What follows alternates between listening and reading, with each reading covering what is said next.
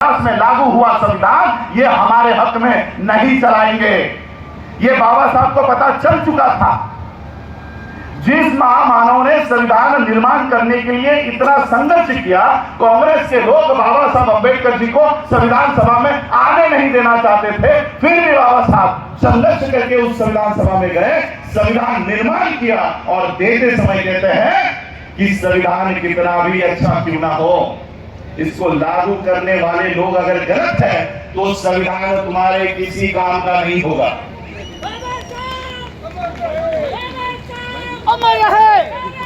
अब मुझे बताओ कि आज जो लोग संसद में बैठे हुए हैं, आज जो लोग विधानसभा में बैठे हुए हैं, आज जो लोग राज्यसभा में बैठे हुए हैं, क्या वो देश को संविधान पर चला रहे हैं?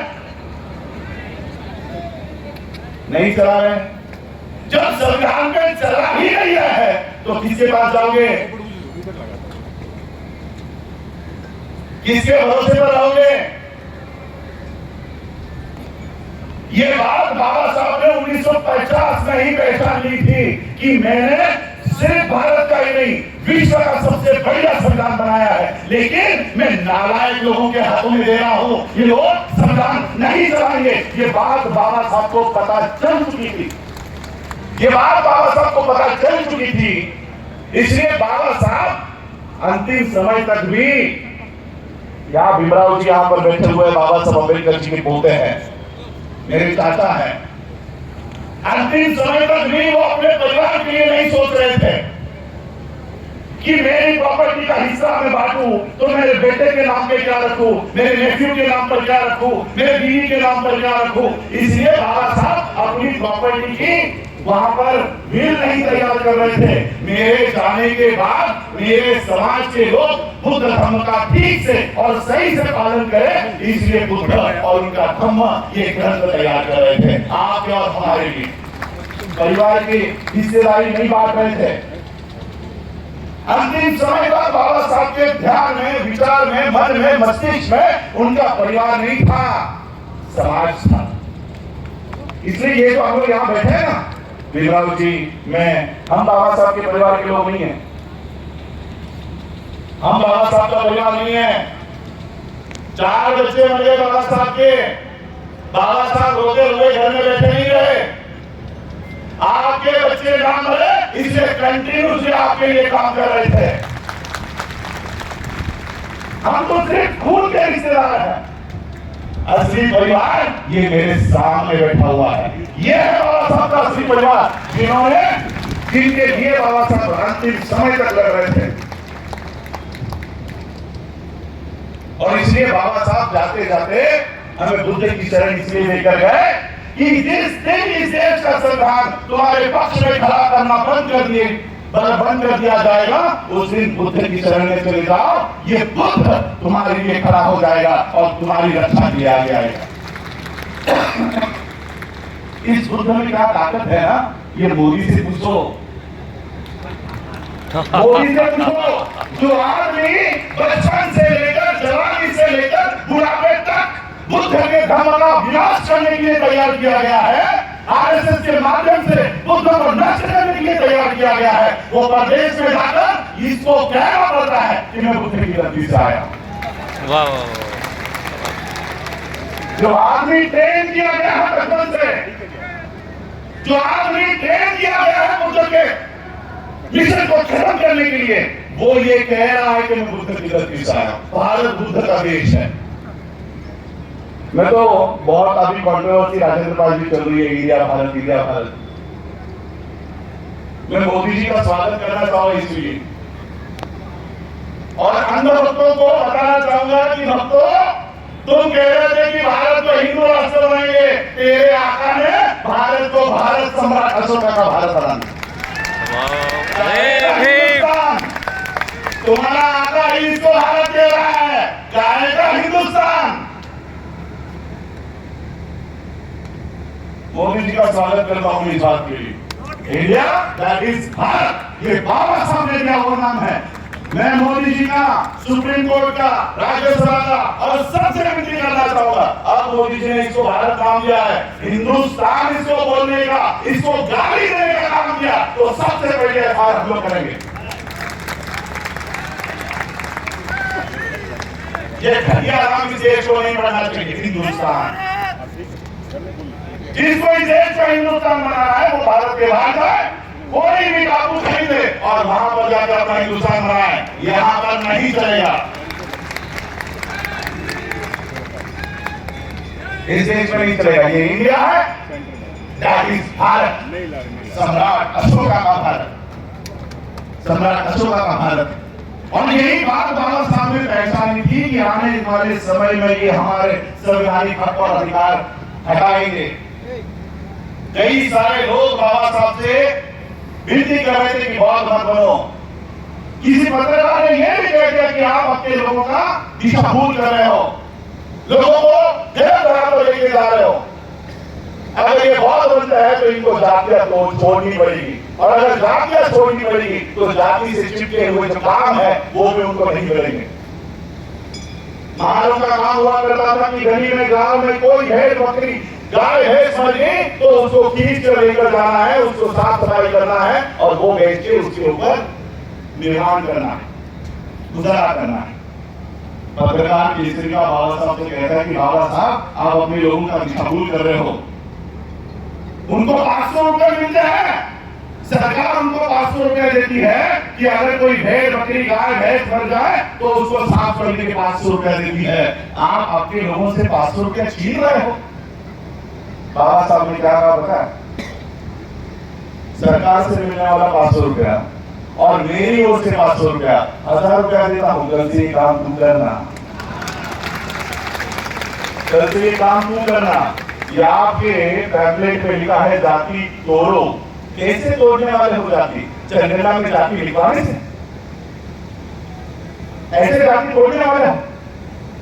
जनगणना आती है तो सबसे पहले हमारे मैसेज आते हैं जातियां लिखो। धर्म में बहुत, जाति में महान, मतन, समाज हो, जाटव, गढ़ियारा, क्या आइडेंटिटी बनाने वाले हो? बहुत महान, बहुत समाज, बहुत गढ़ियारा। अब तो नया नाम शुरू हो गया हमारे लिए, दलित बौद्ध। सुन रहे हैं ये नाम आ रहा है अभी, दलित बौद्ध। कहां से लाए आपके नाम? क्या आइडेंटिटी बना रहे हो आप लोग इस देश में? चमार दलित, चमार बौद्ध, गढ़ियारा बौद्ध, जाटव बौद्ध। अगर इस बौद्ध धर्म में जातियां उस समय होती तो बाबा साहब अम्बेडकर बौद्ध धर्म को कभी नहीं अपनाते। अगर जातियां उस धर्म में होती तो हम वो जातियां इस धर्म में लेके आ रहे हैं। जिस जगह से हम निकल रहे थे वो गटर का पानी यहाँ पर लेकर आ रहे, इस स्वच्छ तालाब में, इस बौद्ध धर्म के सागर में, महासागर में लेकर आ रहे। क्यों? आरक्षण चला जाएगा, आरक्षण नहीं मिलेगा, सीटें कम हो जाएंगी, प्रशासन की सीटें कम हो जाएंगी। क्या ये सवाल बाबा साहब को पूछा नहीं गया होगा? इसका जवाब 15 अक्टूबर 1956 को बाबा साहब अम्बेडकर जी ने नागपुर में दीक्षा होने के बाद दूसरे दिन बाबा साहब ने दिया। बाबा साहब कहते हैं कि आरक्षण मैंने ही तो तुम्हें दिया है ना, मैंने ही दिया है, मैं ही मांग रहा हूं वापस, मैं ही मांग रहा हूं। और डरो मत, चिंता मत करो, अब भी मेरे झोले में बहुत कुछ है, डरो मत, बहुत भरो। और बाबा साहब आगे कहते हैं ये आरक्षण सूरज और चांद रहने तक नहीं रहने वाला। यहां महिला यहां पर बैठी हुई है, मंगलसूत्र पहनते हो घेरे में। बाबा साहब महिलाओं को उद्देश्य करके क्या कहते हैं? तुम्हारा पति ही जिंदा नहीं रहने वाला है तो उसके नाम का मंगलसूत्र क्या पहन के करोगे? जब तुमको पता है ये जो लड़का तुम अपनी बच्ची के लिए देख रहे हो 10 दिन के बाद मरने वाला है, क्या ऐसे लड़के से अपनी बेटी शादी कराओगे जब आपको पता है कि 10 दिन के बाद मरने वाला है? उसी तरह से आरक्षण 10 साल के बाद, 20 साल के बाद, 50 साल के बाद ये मनोवादी लोग हमारे हाथों से छीनने वाले हैं। इसके लिए तुम लोग महार, मातन, समाज, ढोल, गढ़ियारा, जाटव ये सारी नाम लगाकर मत रहो। ये मत आओ, क्योंकि बाबा साहब चाहते थे, बाबा साहब जानते थे कि महार, मातन, समाज, हो, जाटव, गरियारा, ये जातियां, हजारों नाम की जातियां लगातार अगर हम रहे तो गरीब में भी हमें कोई नहीं पूछेगा, गरीब में भी नहीं पूछेगा। और अगर हम दो नाम से इस देश में अपनी पहचान कायम करें, पूरा बौद्ध विश्व हमारे स्वागत के लिए खड़ा हो जाएगा। ये बाबा साहब जानते थे, बाबा साहब जानते थे। मैं अधिक समय नहीं लूंगा, 10 मिनट ही मुझे मिले थे। एक बात बाबा साहब की आपको बताकर जाना चाहता हूं कि क्या करके गए हैं बाबा साहब, जाते जाते आपको क्या मंच पर लाकर गए। यूक्रेन और रशिया का युद्ध थोड़ा थोड़ा याद आ रहा है। साल भर पहले यूक्रेन और रशिया में युद्ध छिड़ गया। रशिया जैसा एक बहुत बड़ा देश, उसने यूक्रेन जैसे एक छोटे देश को पूरी तरह से तबाह कर दिया। सारी बमबारी करके, मिसाइल छोड़ के पूरा देश तबाह हो गया। ये युद्ध तो हमें पता है, लेकिन युद्ध किस वजह से हुआ था ये पता? यूक्रेन नाम का एक देश नाटो नाम के एक ऑर्गेनाइजेशन से, संस्था से वहां का सदस्य होना चाहता था। नाटो ये 10 देशों का एक संगठन है, 10 देशों का संगठन है नाटो। उसका सदस्य यूक्रेन को होना था, और यूक्रेन अगर उस संगठन का सदस्य होता है तो वो पावरफुल हो जाएगा। इसलिए रशिया को डर लगने लग गया कि ये देश अगर इस संगठन का सदस्य बन गया तो ये हमको आंखें दिखाएगा। इसलिए रशिया ने कहा कि हम इसको सदस्य होने नहीं देंगे। कितने देशों का संगठन? 10 देशों का संगठन। 10 देशों का संगठन यूक्रेन जैसे देश को ना हो पाए, इसलिए पूरा देश रशिया ने तबाह कर दिया। हमारे ऊपर कोई बमबारी नहीं हुई, हमारे ऊपर कोई गोलीबारी नहीं हुई, हमारे कोई घर जलाए नहीं गए, हमारे कोई लोग मारे नहीं गए। बिना किसी मांग के, बिना किसी युद्ध के बाबा साहब अम्बेडकर जाते जाते हमें 135 देश का सदस्य बना गए। 135 देश। ये सारे देश आपके लिए खड़े हैं, वो आपके लिए, आपके मदद के लिए आना चाहते हैं, वो आपको मदद करना चाहते हैं। लेकिन भारत के बाहर बहुत कौन है? मोदी, योगी, अंबानी, देख रहे हो ना वीडियोस? नीतू अंबानी वहां पर बहुत। हम कौन है? चौहान, चाटव, महार। तो बहुत देखते हैं तो समारोह है, समारोह, इनको क्या हम मदद करें? ये तो महार है, इनकी क्या हम मदद करें? वो बहुत ढूंढ रहा है। और बहुत कौन है? योगी आदित्यनाथ। इसको जेब में रख लो, इसमें हॉट स्पॉट है। बहुत भी नहीं है वो, उसकी किताब लिखी हुई है बुद्धिस्ट मॉन्क। जो बंदे जी यहाँ बैठे हैं ना, वो बंदे जी योगी है विश्व की नजर में। योगी को बना दिया है Yogi. Narendra Modi Buddhist prime minister of India. ये बाबा साहब की बुद्धिस्ट मूवमेंट में हम लोग इस तरह से ही काम कर रहे हैं। बहुत लोग शायद मैं जाने के बाद इसमें मैं वो पॉइंट क्लियर कर देता हूं। बहुत लोगों ने मेरा स्वागत पंचशील की ये पट्टियों से किया। किसी को लगा होगा मैं अपमान कर रहा हूं, मैंने वो गले से निकाल के रख दिया। मैं आज 135 कंट्रीज की जो, जिसमें बाबा साहब अम्बेडकर 1950 में, 1954 में और 1956 में गए थे, वर्ल्ड ग्रुप ऑफ बुद्धिस्ट आज 135 देशों का संगठन। इस 135 देशों के संगठन का आज मैं स्टैंडिंग कमेटी सेक्रेटरी पद पे काम भी कर रहा हूं। और ये जो अनावरण से हमें ये पता नहीं है, लेकिन वर्ल्ड के बुद्धिस्ट इस फ्लैग को उनके देश के भी फ्लैग से ऊपर रखते हैं। ये जो फ्लैग है ना, धर्मध्वज, इसको उनके देश के भी ध्वज से ऊपर रखते हैं, उनके देश के ध्वज से ऊपर। 135 देश में लहराता है ये फ्लैग। उसको काट के हम गले में नहीं बेच सकते, इसलिए मैंने वो उतार के मेरे जेब में रख दिया कि इसका एक मान है, सम्मान है। इसको हम काट के गले में नहीं बेच सकते। भारत का ध्वज आप काट के गले में बेच सकते हो क्या? नहीं। नेशनल ऑनर एक्ट के तहत आपको ऊपर एफआईआर होगी और आपको जेल होगी। कितने देशों में लहराता है ये फ्लैग? जब एक देश के झंडे को अगर आप गले में नहीं पहन सकते तो क्या 135 देश के झंडे को हम गले में पहन सकते हैं? इसलिए कहीं ना कहीं मैं अपनी ओर से मैं आप लोगों को कभी नहीं रोकूंगा। मुझे पता चल चुका है वर्ल्ड के लोग इसको बहुत सम्मान देते हैं। हम गले में पहनते तो हमें बुरी नजर से देखते हैं, कह रहे ये क्या कर रहे हैं लोग, क्या हमारा दोस्त गले में पहन रहे हैं? तो ये कहीं ना कहीं मैं आपको बताना चाहता हूँ कि इसलिए मैंने वो उतार के मेरे जेब में रख दिया। मान सम्मान हम करते हैं। बाबा साहब ने बहुत बड़े हेतु से हमें बहुत बनाया, उसके ऊपर चल रहा है। आज हमारे पास 0.6% पॉपुलेशन रजिस्टर हुई है बुद्धिस्टों में। 0.6, 1% भी। किस मुंह से हम भारत की बहुत बनाई करने की बात कर रहे हैं? किस मुंह से, जब हम 1% भी पॉपुलेशन बहुत नहीं दिखा पा रहे? और इसलिए बाबा साहब के बुद्धिस्ट मूवमेंट को अगर इस देश में बढ़ाना, राजेंद्र कुमार गौतम जी, भीमराव अम्बेडकर जी मंच पे बैठे हुए सभी जो बुद्धिस्ट मूवमेंट चला रहे हैं, इस मूवमेंट को हमको सबको इकट्ठा होकर एक मूवमेंट में हम लोगों को लेकर चलना है। भले हमारे संगठन अलग अलग, भले हम लोग अलग अलग प्रैक्टिस में काम करते हैं, लेकिन काम तो बुद्ध का करते हैं, काम तो धर्म का कर रहे हैं, धर्म को प्रचार प्रसार करने का काम कर रहे हैं। और इसलिए आप सभी लोग, मेरी आज के इस मिशन डेब्यूट के विशाल राष्ट्रीय बौद्ध सम्मेलन के माध्यम से आप लोगों से यह आशा और गुजारिश करना चाहूंगा।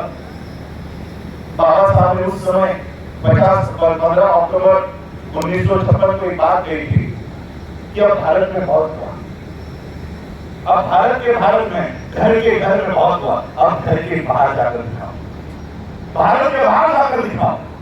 आज बाबा साहब की वजह से हम लोगों को भारत के बाहर भी अपनी पहचान बनाने की जरूरत नहीं पड़ती। वर्ल्ड टूरिज्म फॉर बुद्धिस्ट की कॉन्फ्रेंस में जब मैं जाता हूँ, 128 देश, 120 देश, इनके प्रतिनिधि, वहां के राष्ट्रपति, वहां के प्रेसिडेंट्स, वहां के ministers, cabinet ministers, finance ministers वहां पर आते हैं और जब हमसे पूछते हैं किस देश से आए, विच कंट्री, और जब हम उनको कहते हैं कि इंडिया, हम भारत से आए हैं, क्या कहते हैं बताए बोलो? ओह, अम्बेडकर जी है। आज भी देश की पहचान मोदी या गांधी के भारत से नहीं, डॉक्टर बाबा साहब अम्बेडकर जी के भारत से होती है। इतनी बड़ी पहचान बाबा साहब अम्बेडकर हमारी विश्व में करके गए हैं। वहां पे चलो, अपना अधिकार वहां से लो। 1-2 सीटों के लिए यहाँ पर लड़ने से बेहतर है विश्व के मंच पर जाओ और अपना अधिकार वहां से प्राप्त करो और वहां से बहुत पहचान बनाकर अपनी पहचान इस देश में कायम करो। इस देश का बहुत, ना तो मोदी है, ना तो योगी है, ना तो अंबानी है। इस देश के असली बहुत, और सिर्फ बहुत नहीं, हम तो लोग यहाँ पर बैठे हुए हैं, बंदे जी यहाँ पर बैठे हुए हैं और नाम वंश के लोग हैं। और कौन? जिन्होंने बौद्ध धर्म का प्रचार और प्रसार अफगानिस्तान तक जाकर किया, और सिर्फ प्रचार और प्रसार नहीं किया, ब्राह्मणों के 11 सालों से, ब्राह्मणों के षड्यंत्रों से बुद्ध की रक्षा करने वाले हम लोग हैं। उस समय भी हम बुद्ध की रक्षा कर रहे थे और आज भी हम बुद्ध की रक्षा करने के लिए, आज भी हमारा शरीर में वो खून हो रहा बुद्ध की रक्षा के लिए। आज भी हमें बुद्ध को बचाना, इस ब्राह्मणी ताकतों से वो बुद्ध को कब्जा करना चाहते हैं। बुद्ध कौन है? विष्णु के अवतार है। बुद्ध विष्णु के अवतार है। और इसलिए बंदे सुमित रतन जी यहाँ पर बैठे हुए हैं। बंदे सुमित रतन जी एक बहुत अच्छी बात कहते हैं, बिना 22 प्रतिज्ञा के बौद्ध धर्म ब्राह्मण धर्म के समान हो जाएगा। और इसलिए बाबा साहब ने हमें 22 प्रतिज्ञा दी है। जो भी व्यक्ति आपको बिना 22 प्रतिज्ञा के बौद्ध दीक्षा देता है, समझ जाना वो आरएसएस से जुड़े हुए, समझ जाना वो लोग मुर्गियां बांट कर आप लोगों में घुसपैठ कर रहे हैं, मुर्गियां लेकर आ रहे हैं और आप लोगों को पिछले दरवाजे से महायानी बुद्धिस्ट बनाने की षड्यंत्र कर रहे हैं। इसलिए पहचान लेना, बाबा साहब ने उस समय कहा था, only Trisharan and Panchsheel is not enough. सिर्फ पंचशील और त्रिशरण ये काफी नहीं है। अगर हमें हिंदू धर्म से बाहर आना है तो 22 प्रतिज्ञा की भी उतनी ही जरूरत है। जो उद्देश्य बिना 22 प्रति जाता है वो समझ लेना वो ब्राह्मणी विचारधारा था। बस इतनी बात मैं आज आपके इस मंच से कहना चाहूंगा। मुझे राजेंद्र लाल गौतम जी ने आज इस कार्यक्रम में शरीक किया, तो उसके लिए मैं उनका बहुत बहुत आभार व्यक्त करता हूँ। आप लोगों ने मुझे इतना सुना, ध्यानपूर्वक सुना, इसके लिए मैं आप सभी का आभार व्यक्त करता हूँ। जय हिंद, नमो बुद्धाय, जय भारत।